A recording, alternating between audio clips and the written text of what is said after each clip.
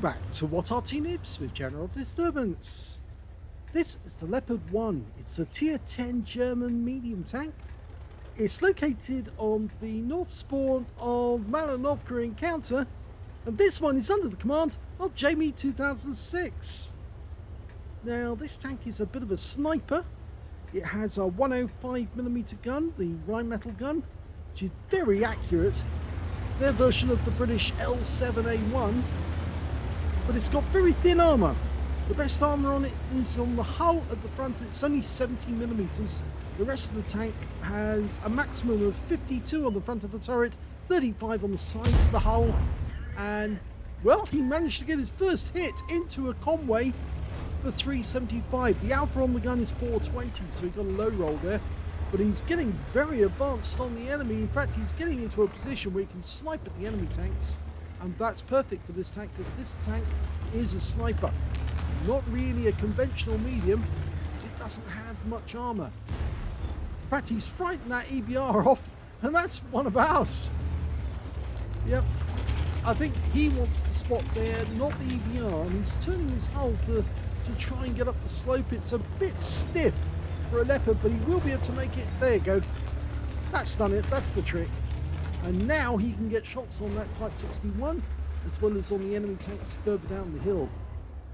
So he's proxy spotting now. Anyone who tries to go up the hill, they're going to get spotted. And always got a Jagdpanzer. Pumps around right through his lower hull with its APCR.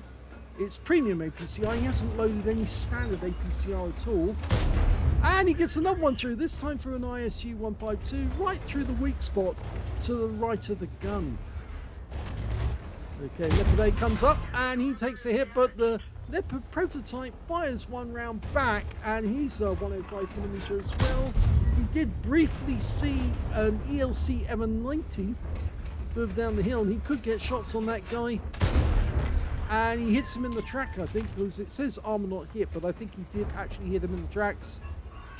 Trying to get a shot, unfortunately couldn't get another one. Oh, he's been hit by the Type 61, the tier 9 Japanese medium. And now the Indian Panzers come down to try and have a go at him as well. It's a tier 10 game with tier 8 tanks in it. The Indian Panzer thinks, oh, I'll have a piece of this, because this is a tier 10. And unfortunately, I think the Indian Panzer's bitten off more than he can chew, because, yeah, you don't really want to mess with a Leopard. Standard reload is 8.92 seconds. He's managed to get it down to 7.33, so he saved a second and a half. And now the Indian Panzer's just the other side of the hill. He potentially could take damage. And here we go. One right into his rear, and that's the end of his game. So that was a bad result for the Indian Panzer. He just got into a position where he couldn't do much about it. And now all the enemy tanks up the hill have been killed, except for this one. It's the 705A. He's having to back down the hill, and as he's coming back down the hill, he's getting holes into his rear. Yeah, the free enema service is another 407. There's not much he can do about it. He is going to get... Oh, and he's gone. And now we're getting shots on a Char Future 4. We take a round from the Char Future, but he... Oh, he's gone. He's gone. Emil 1. Much further away, take the time, pumps one in, tracks him, holds him in place. Come on, you can do again. Get ready.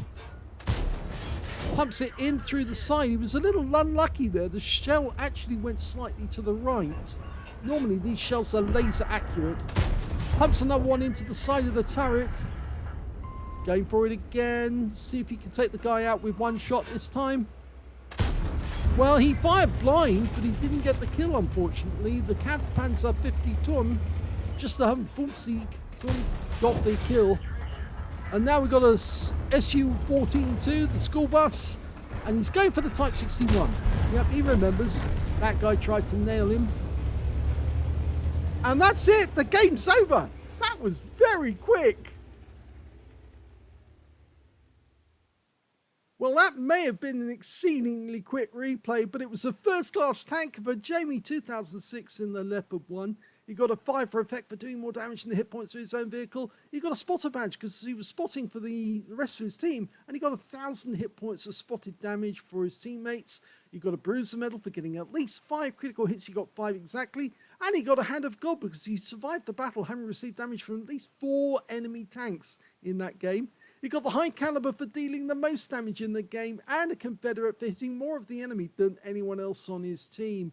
His win rate was 5,650, which was very effective as well. Super Unicum standard and a bit more. Let's have a look at team score.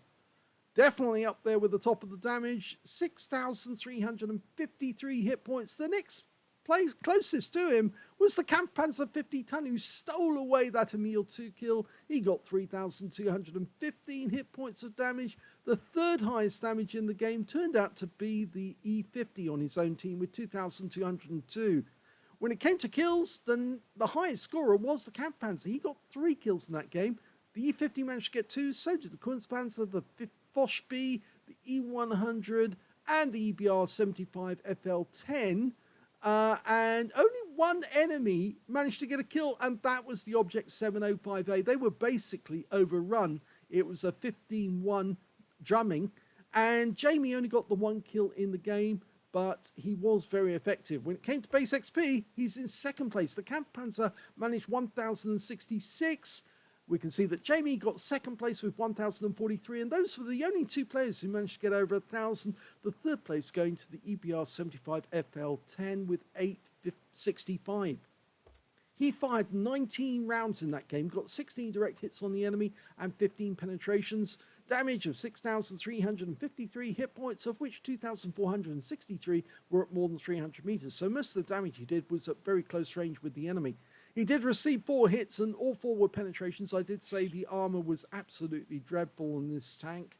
3 enemy vehicles were spotted, 10 enemy vehicles were damaged, 1 was killed, and he did 2,482 hit points of spotting assist. He earned 93,482 credits from the game, got 105,000 for mission completion, 198,482 credits altogether, and after repair, ammunition, resupply and consumables, took away a profit of 74,954 credits for the game. He got 7 bonds because it was tier 10, and 1,564 XP times 3 for the first victory, 4,693 experience points altogether. Yes, the Leopard 1, it's quite a good sniper.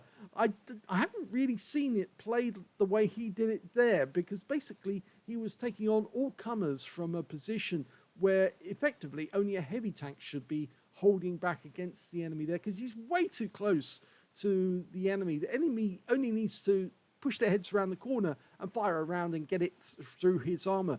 He's not really designed to take shots like that, but he still held the position and sniped at the enemy as much as he could.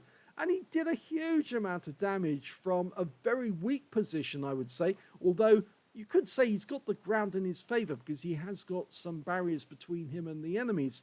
But the ones that were closest to him were getting shots in him. And he did take 4 hits. But he still won the game, got the highest damage, got a Confederate, and was very close to getting a first class, I would say. Well, fairly close anyway, getting an ace tanker rather, not a first class. He did get a first class, but I reckon if he managed to get a few kills, that instead of being having those kills stolen away from him by the Kampfpanzer 50 ton, then I think he might have actually got an ace tanker.